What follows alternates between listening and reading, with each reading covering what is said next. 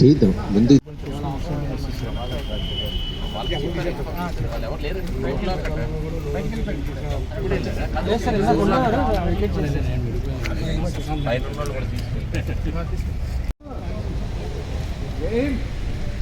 Power ఇచ్చి వచ్చా వాళ్ళకి తర్వాత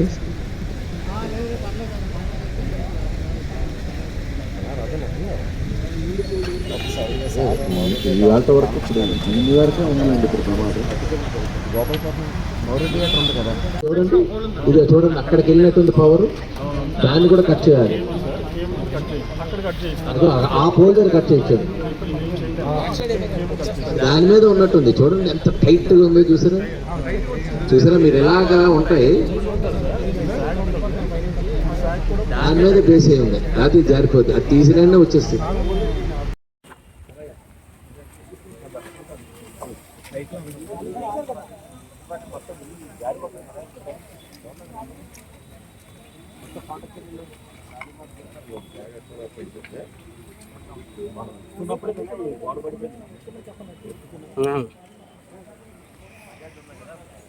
పక్కన ఉన్న బిల్డింగ్ గుర్రోళ్ళు పేద తీసుకున్నారు.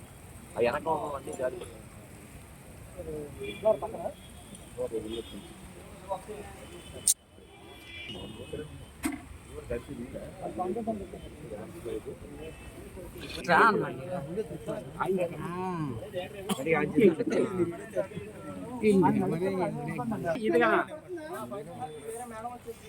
వర్కౌట్ అవ్వట్లేదు పెట్టాలి. అటు చూడండి లేకమనే అటు చూ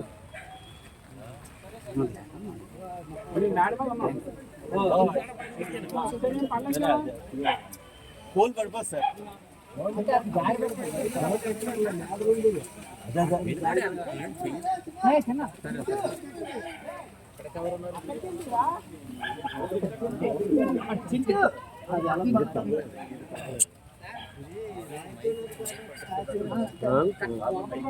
ఈ పాటకలు మెయిన్ రోడ్డు ఆనుకొని ఉన్నటువంటి రామకృష్ణన్నర కొండ, ఆ కొండవాళ్ళ ప్రాంతంలో ఈ ప్రధాన భవనాలకి వెనక ఉండేటువంటి ప్రాంతం ఉండేటువంటి రిటైన్ వాళ్ళు ఈరోజు అంటే నిన్న నైట్ నుంచి పడుతున్న వర్షాలకి ఆ రిటైన్ వాళ్ళు జారిపడటం, అది ఒక హాఫ్ అన్ అవర్ క్రితం నుంచి కూడా ఒక్కొక్క పార్ట్ జారిపడటం వల్ల అక్కడ ఉండేటువంటి ఇళ్ళకి అన్నిటికీ కూడా ప్రమాదం అని తెలిసి మా అధికార యంత్రాంగం అందరూ కూడా వాళ్ళ ముందు రిహాబిటేట్ చేశారు అక్కడ ఉండేటువంటి వాళ్ళందరినీ. ప్రస్తుతానికి వాళ్ళందరూ సురక్షిత ప్రాంతాలకు తరలించడం జరిగింది. ఎలక్ట్రికల్ కనెక్షన్స్ కూడా కట్ చేయడం జరిగింది. వాళ్ళకి ఏదైతే సౌకర్యాలు ఇవ్వాలో వాళ్ళకి ఫుడ్ అండ్ షెల్టర్ అనేటువంటిది పక్కన ఏర్పాటు చేయడం జరిగింది. అయితే ప్రధానంగా ఇంకా తర్వాత ఇంకా ఈ వర్షం ఇంకా పెరిగితే ఏదైనా ప్రమాదం సంభవించని ఇప్పటికే టోటల్ అన్ని డిపార్ట్మెంట్స్ అలర్ట్ ఇక్కడ ఉండటం జరిగింది. మరి నేను అందుకని ఉన్నటువంటి పవర్ కనెక్షనే కాదు, పవర్ ఆ పోల్ పైన ఆధారపడి ఉన్నటువంటి పోల్స్ని కూడా కట్ చేసి వేరే మార్గంలో మిగిలిన ఇళ్ళకి కరెంట్ కనెక్షన్ ఇవ్వడానికి కూడా చర్యలు తీసుకోవడం జరిగింది.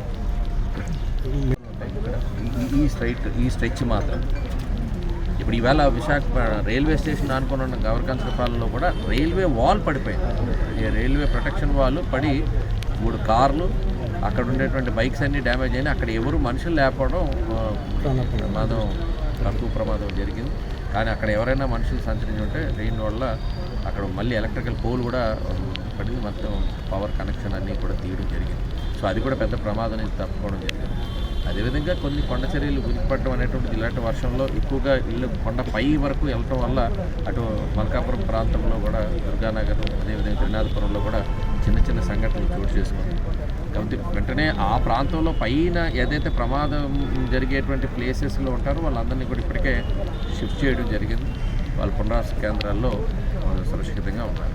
ఇక్కడ ఎవరికైతే ప్రమాదం సంభవించవచ్చు అనేటువంటిది ఉందో ఈరోజు ఆల్రెడీ వాళ్ళ అసెస్మెంట్కి వచ్చారు అధికారులు. సో వాళ్ళు ఈ రిలీఫ్కి ఎవరికైతే ఉన్నారో వాళ్ళందరినీ కూడా ఇప్పుడు ఆ ప్లేసెస్కి షిఫ్ట్ చేయడం. మొత్తం ఎన్ని ఉంటుంది? హై అలర్ట్లో ఉన్న ఈ 3 జిల్లాలు ఇప్పటికే జిల్లా యంత్రాంగాన్ని కూడా ముఖ్యమంత్రి గారు ఇవాళ మార్నింగ్ కూడా అది విజయవాడతో సరౌండింగ్స్లో పాటు మొత్తం రాష్ట్రం అంతా ఈరోజు వర్షాల కారణంగా జరిగేటువంటి అన్నింటినీ కూడా ఆయన అక్కడి నుంచి కూడా రివ్యూ చేస్తున్నారు. అయితే మన నియోజకవర్గం ముఖ్యంగా పశ్చిమ నియోజకవర్గంలో కొండవాళ్ళ ప్రాంతాలు ఎక్కువ ఉన్నాయి. ఈ కొండలను ఆశ్రయించుకున్నటువంటి ఇళ్ళ నిర్మాణం జరిగిన తర్వాత అక్కడ ఉండే మౌలిక సదుపాయాలు భాగంగా ఉండేటువంటి రిటైన్ వాల్స్ అనేటువంటివి కన్స్ట్రక్ట్ చేయబడి వాళ్ళని ప్రొటెక్ట్ చేసేటంత వరకు ఆ రక్షణ గోడలు ఉన్నంత వరకు ప్రాబ్లం లేదు. రక్షణ గోడలు లేని ఇళ్ళకి కొద్ది ప్రమాదం ఉంటుంది. కాబట్టి ప్రజలందరూ కూడా కొన్ని ఎవరికి వారు స్వచ్ఛందంగా వాళ్ళు ఏదైతే యంత్రాంగం పునరావాస కేంద్రాలకి ఎక్కడైతే ప్రమాదకర పరిస్థితుల్లో వాళ్ళందరికీ కూడా తరలించడానికి ఆల్రెడీ ఆదేశాలు ఉన్నాయి. వాటికి అందరూ కూడా సహకరించమని మీ ద్వారా కోరుతున్నాను.